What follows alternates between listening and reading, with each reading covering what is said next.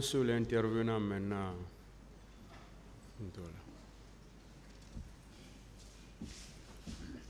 Monsieur le Président, Messieurs les assesseurs, avec votre permission, nous relevons que et le ministère public et la partie civile sont en train de faire une très mauvaise interprétation des dispositions que nous avons invoquées. Monsieur le Président, le ministère public va jusqu'à vous parler d'administration, des mesures d'administration judiciaire. Et il ne donne aucune base légale. Monsieur le Président, la partie civile, quant à elle, invoque l'article 406. Et vous nous permettrez de vous donner lecture de l'article 406 et vous comprendrez avec nous que cet article n'est pas en l'espèce applicable et que c'est une disposition qui est inappropriée. L'article 406 dispose: lorsque le tribunal ne fait pas droit aux réquisitions du ministère public, l'instruction ni le jugement ne sont arrêtés ni suspendus. Est-ce que vous avez statué pour que la partie civile conclue que ces dispositions-là seraient applicables?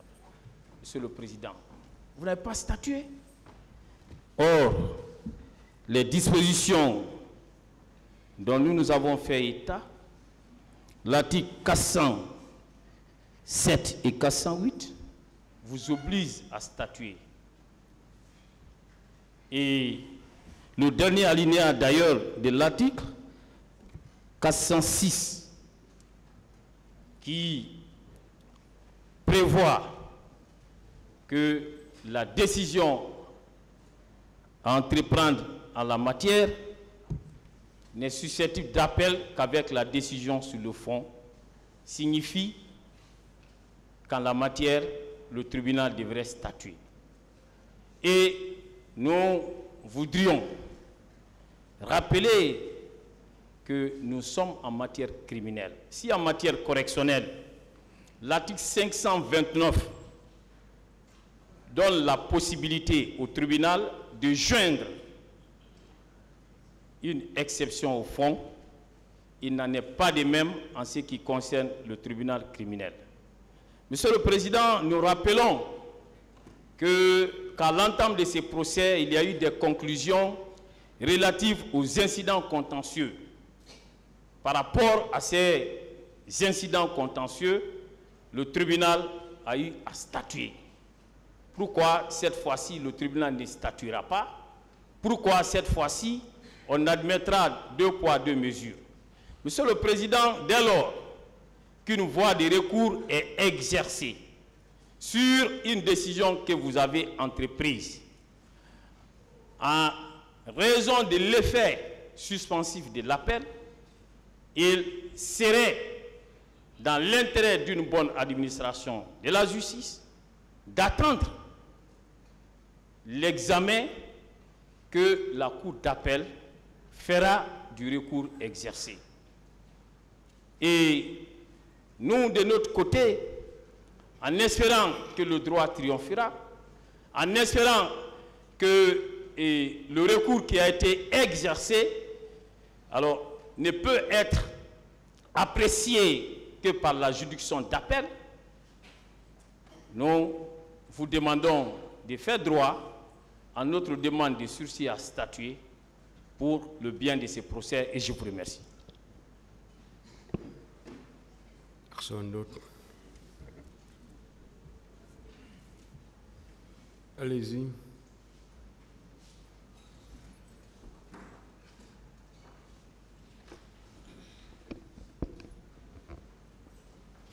Je vous remercie, Monsieur le Président. Je pense que nous ne sommes pas là pour commenter la décision que le tribunal avait prise qui est celle de joindre la décision sur la demande de requalification à la décision du fond. Monsieur le Président, l'article 591 du Code de procédure pénale ne s'applique pas en l'espèce dans la mesure où cette décision ne met pas fin à la procédure, Monsieur le Président. Ensuite, je pense que la décision que vous avez prise, Monsieur le Président, était celle de dire le tribunal ne statue pas sur la demande de requalification aujourd'hui, mais qu'il reporte ça au moment où il doit se prononcer sur la décision de fond. Monsieur le Président. Même l'alinéa 2 de l'article 591, Monsieur le Président, ne s'applique pas. Parce que ce jour, vous n'avez pris aucune décision. Ce que vous avez décidé ici, c'est une décision d'administration judiciaire. C'est tout, Monsieur le Président. Et il n'y a pas de voie de recours contre une décision d'administration judiciaire. Ça n'existe pas en matière pénale, ni en matière civile. Une décision d'administration judiciaire ne peut jamais faire l'objet d'une voie de recours. Et c'est lorsqu'il y a voie de recours qu'on peut demander, si cette voie de recours est régulière, qu'on peut demander un sursis à statuer. Or, en l'espèce, Monsieur le Président, il ne devait pas y avoir voie de recours.